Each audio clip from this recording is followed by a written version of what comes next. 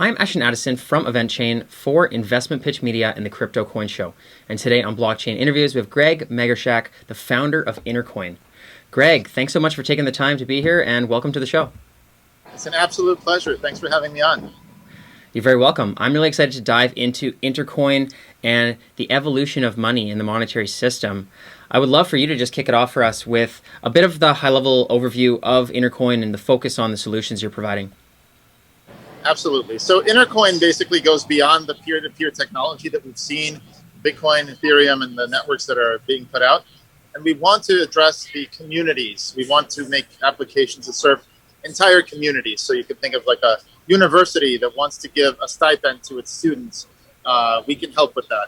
If there is a city that wants to have its own coin, or an online community that wants to reward people for bringing others, we help them release their own coin. We help them to control how it circulates throughout their community. And we essentially focus holistically on entire communities rather than just peer-to-peer transactions. So that's what Intercoin is about. Intercoin is the internet of coins, where it lets every community have its own coin and then connects the coins like the internet connects networks.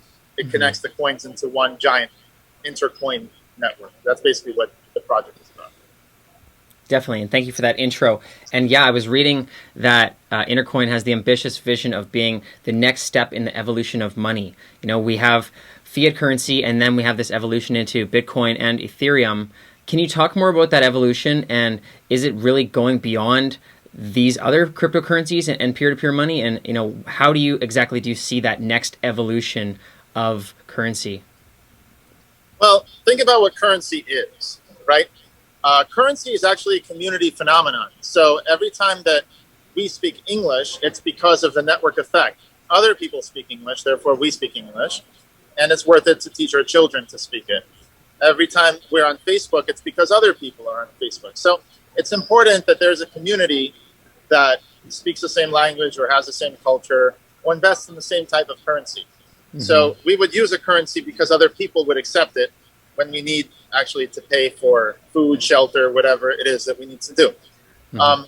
Intercoin recognizes that and lets every community issue and manage its own currency. If you think about it today, the currency is coming from the federal government, right? They print as much as they want or as they think they need, and then the cities can't do that. The cities can't run their own monetary policies. If you have a university and you're looking to give out a meal plan or something like that, that's a little better because then the currency can only be spent on campus. So we want to empower cities. We want to empower all kinds of organizations, festivals, cruise ships. If you have an organization and you're looking at this, or you have a podcast or something, for this podcast, you could have your own coin. And so the future is every organization having its own currency. And you may ask, why not Bitcoin? You know, why not something like that? The thing is, Bitcoin is one currency. And moreover, it's kind of designed to be a store of value. Well, if something's designed to go up in price and become more and more scarce, then it's not really great for spending it. If you buy a pizza today, it could be worth $1 million in a few years. So there needs to be a separation between the store of value on the one hand and the means of exchange on the other. And that's what Intercoin does, essentially. Definitely, and thank you for that elaboration. And yeah, so from what I understand, you know, Intercoin, there is an Intercoin, and I want to talk about the ITR token a little bit later here, but essentially it's a whole platform for creating your own currencies, and you have different communities that are already creating their own currencies, and as long as you know there's adoption for that and a means of exchange and a community surrounding it, then anybody is really free to create a currency for whatever they like. That's exactly it. And it's more than just creating a currency. Like, sure, you know, if you just want to have a token, you could probably just get like a Ethereum token that's ERC20. But then there are many steps. The next step is you need to actually, for example, you need to get it in the hands of your citizens, perhaps even in the hands of homeless people. Maybe give them a little tiny starter phone. You know, it would be great to end food insecurity in a city so easily. It's just you wake up, you have enough money to buy food. So that kind of thing is like step 2. Step 3 is that when you have the people, the visitors to your community with the coin, You can then approach the vendors. Like, let's say around campus, you can approach bookstores, clothing shops, whatever, and let the students come and actually spend it around campus. Step 4 is you get analytics. You get to see how things are being spent, and you get to allow the policy. Outsiders can buy your currency for 5% off. You get 5% off of everything on campus. And then people can cash out of your currency, but they need to pay a bit of a exit tax. And that's because you don't want necessarily a community to just have everybody leave and take all of their money with them. Capital flight. So Intercoin helps to manage the individual versus the community in a way that's essentially above board. Everybody knows you invest in this project, you can't take your money out for a while, it's vested or whatever. Whatever the rules are, they are baked into the coins themselves.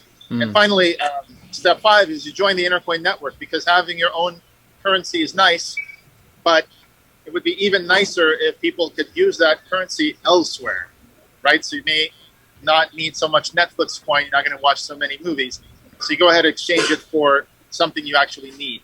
So Intercoin is a growing network effect, and that's why you would want to join the network. Similarly, why you would want to join, let's say, Uniswap, which has deeper liquidity pools than some, random rinky-dink exchange.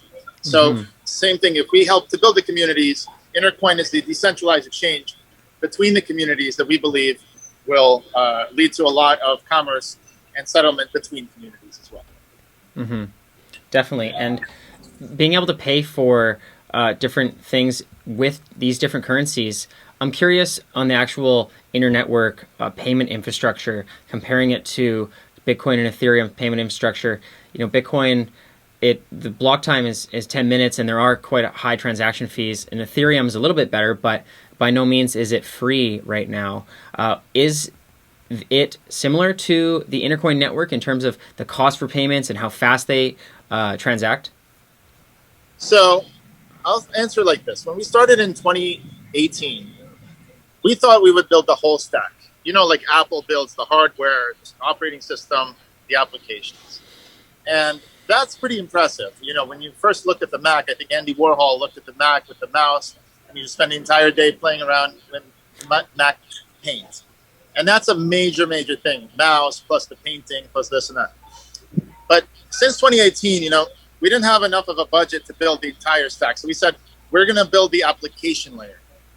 We don't care at this point if Cardano or Ethereum is in the back end and whether they are the operating system. Just like if I'm building Photoshop, I don't care if it's running on a Mac or Windows so much. Or if I'm building Microsoft Office. So we're building Microsoft Office. We're Microsoft, we're building Microsoft Office. We're not necessarily building Windows. And we can run right now on anything that supports the EVM. It happens to be, at this point, one of the fastest and most popular is Binance Smart Chain. But we could also run on the dozen other networks that support the Solidity and the EVM compilation target. As Cardano comes and supports smart contracts, I wouldn't be surprised if it opens its doors to allow all Ethereum apps to be easily ported to it. So just to be clear, we're agnostic about what the back end is. We care more about the actual application of the technology to communities. Having said that, we also spent the first 2 years, 2018, 2019, designing what we believe to be a next generation post-blockchain, non-blockchain network, which we call a coin net. I'm not going to talk about it too much here, but once we raise more than $1 million in our current offering, we are going to kick off that next network, because we do believe that for payments, blockchains are just it's a first generation technology. And I'll just say one thing about that. Look, blockchains have revolutionized the way we think about smart contracts, the way we think about transactions with no middlemen, right? So we understand that there can be a network, a decentralized network in the middle, nobody can control, nobody can mess with, and a smart contract, for the first time, can be trusted to do what it says it's going to do. So once you vet the code, once you've signed off and CertiK has said your smart contract does this, everyone can know it will always do this. So that part's good. The part that I think will the next gen, and this will come in the next 5 years, is that we're going to move beyond blockchains. So think about what a blockchain is. Blockchain gets the stuff done, but it does it in a very, very brute force way. It was originally done to solve the double spend problem. It takes all transactions in the world, takes them in one place, and puts them in one computer, which is called the miner. So every 10 minutes on the Bitcoin blockchain, some computer in the world takes as many transactions as they can, puts it in a block, signs the block using proof of work. And that's all the transactions that can be for that. Well, obviously, that's not great if you have a billion people using Visa payment system or paying for stuff. And that's just Visa. I'm not even talking about one company. I'm talking about all throughout the world, people and communities want to pay. They want to vote. You could do much more, by the way, than just payment. Intercoin also is talking about distributed governance, which I'm sure we'll get to. But I just want to say, so blockchain gets the stuff done, but it gets the stuff done by taking all transactions in the world, putting them in a block, then making sure that block does not have any double spends. All right. And even very, very smart people and people working on Cardano and Polkadot, Gavin Wood, for example, they have these ideas of chains and side chains and all this stuff. And in a couple of years, Intercoin will be releasing, once we get started, coin nets. The idea of a coin net, just very simply, is each coin is watched by a subset of the network. And you think we sacrifice security, that trilemma of what can you have? Security, scalability, right? And decentralization. Well, we have scalability, we have decentralization, but the security is actually very, very high. If you have groups of computers, about 30 computers, watching each coin. It's like in BitTorrent, when you have 30 computers seeding a file, okay? You don't have the entire BitTorrent network storing every single file. Every computer storing every file. That's what blockchain is. So you're going to have a decentralized system with no single bottleneck, no miners, no nothing, and everything's happening at the same time. And what's going to happen is these groups that are watching the coin are going to be reshuffled every once in a while. And we're going to use a global consensus mechanism, just like blockchains use. But we're not going to use it for every block. We're not going to use it all the time. We're going to use it once in a while to reshuffle the groups. So I'll end by saying this. There's so many protocols on the internet. Email is powered by SMTP. The web is powered by HTTP, and so on. Nobody has ever asked, how many websites can the internet support per second? Or how many emails can the internet support? Notice, nobody ever asked that because there is no single bottleneck. The more computers join the network, the more emails can be sent because they're all sending in parallel. As we're having this conversation on Zoom, someone else could be having a conversation somewhere else. There is no miner, there is no block, there is nothing centralized about it. So the next generation will look like that. Each coin can be transacted. And meanwhile, coins in other cities can be transacted too. And the Intercoin network already approaches that by having essentially each city be its own blockchain. But we're going to actually shard it down to the coin. So each coin will be watched by some group of computers. But that's coming. For now, we don't need that. For now, we built the applications on top of Ethereum, Cardano, and whoever else wants to host the apps.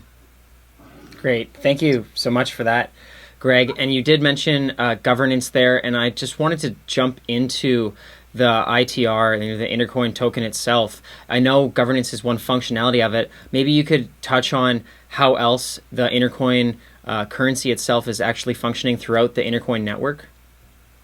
Absolutely. So governance is something that is important. Think about the last election. You know, I wrote this article on CoinDesk a little over a year ago. I said, you know, about voting on the blockchain. And I made a point that there was a time for every technology that we use now. There was a time when it was basically laughable. It was laughably inadequate as a replacement for what people used to do with pen and paper. Okay, so people were like, chess playing, you know, chess. Oh, look at this chess program. It sucks. You know, a master can beat it. It's so silly. Now, of course, it can beat any grandmaster almost 99% of the time, maybe all the time. Similarly with Go and other games and so forth. So voting right now, people say, oh, we can't use technology for voting because, you know, pen and paper, we've always used it. It was good enough. As soon as you introduce technology, You introduce vectors for taking over the election. And they're right today. But blockchain, it can be one of the, either blockchain or any distributed system can be an essential component of voting. So if we can have decision-making by community on the blockchain, that's really great. We can already do that. We can use the Ethereum blockchain, plus some innovations that we have in the front end to make sure that the vendors of the interface can't steal the election, can't, tell you you're voting for one guy when actually you wanted to vote for that other girl, but it turns out the software lied. So we got to fix that. And the threat model for that, by the way, is very different than for the banks. I used to think it's the same. People are motivated to secure their banking app because they have a lot of money at stake. Having your vote at stake is just not that valuable. Your vote is worth, 2 cents to you. I know some people more. Yeah, some people fight for freedom and democracy as a whole, but one person's vote, in the grand scheme of things, they don't act to secure it. So we need to make sure it's secure and not, make it upon the user to secure their app. Unlike the banking app, which we can trust in their cooperation.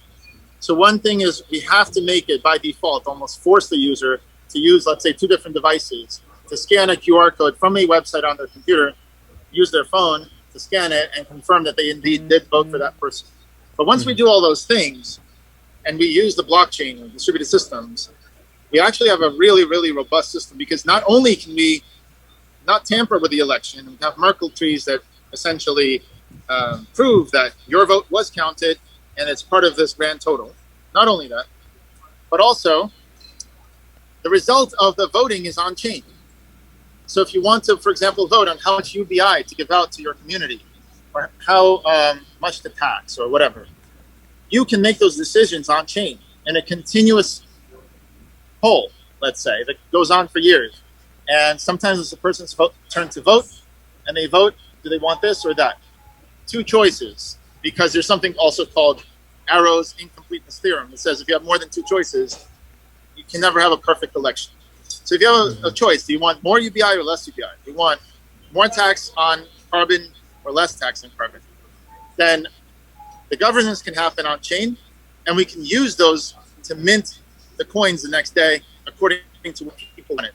So we combine all this into a community that governs itself, and we can use the governance not just for monetary policy, but also for elections of who's the bureaucrats, who's the mayor, what are they doing, how is the money traveling through our community. It can be accountable, and the people themselves can decide how to run their community instead of having the elites decide to put money into pork projects and stuff that maybe the people don't actually want. So that's what Intercoin is about. It's about power to the people in a very libertarian way to essentially give people the power to make decisions. I'll say one last thing about that. I'm kind of a libertarian in the sense that I feel like technology is already taking care of liberties and decentralization for me. So I just choose to be a part of the next generation of it. Think about like desktop printing. Before that, people had to rely on giant printing machines and have a letter of patent or whatever to allow them to print something. Now you can print any material, whether it's pornography or dissident material, whatever, on your own printer. Pretty soon, people will be able to 3D print guns. People will be able to do all kinds of things. They have blogs. In the past, you had to go to a radio show or some kind of gatekeeper, maybe a magazine or a newspaper. The web allowed everybody to become their own publisher. The web 2.0 allows people to connect, and the web 3.0, which is this, allows people to transact. So I wouldn't be surprised if technology once again redistributes the power to the people to custody their own assets. But rather than just worrying about peer-to-peer payments, which is what most cryptocurrencies do, we want to talk about the entire community. How are they going to govern themselves? How are they going to make sure that their money supply is a sound money supply and serves their community? And we don't want to replace the dollar. We don't want to replace banks. But we do want to have a complementary currency like they have in many cities. We want that available to everybody. Just like a casino has its own chips, we want, like Disney World has its own Disney dollars. We want everybody to be able to have that. And a smart, programmable money supply that is controlled by the people of that community rather than someone on the outside or some elites deciding that they're going to print trillions of dollars and mess it up. So that's what we're trying to do with technology. Definitely.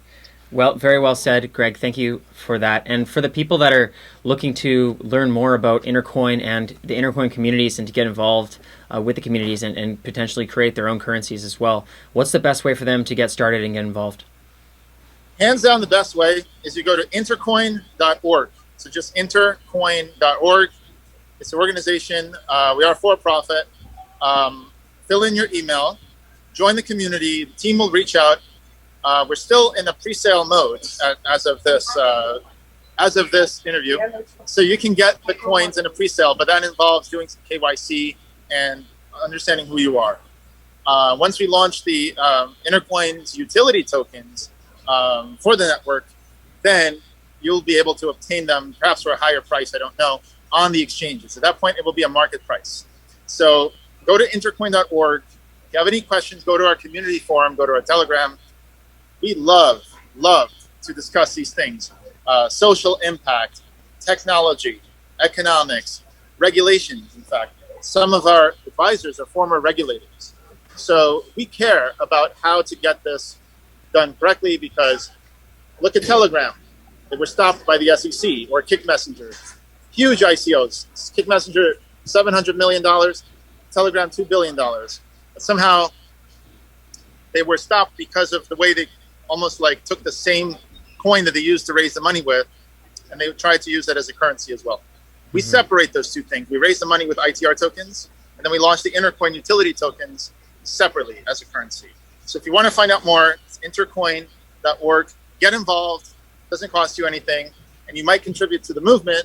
You might have to actually change the world. So that's my invitation to you. Great. Thank you so much, Greg, for the time. All the best with Intercoin moving forward, and let's follow up in the near future. Sounds good. Pleasure to be here.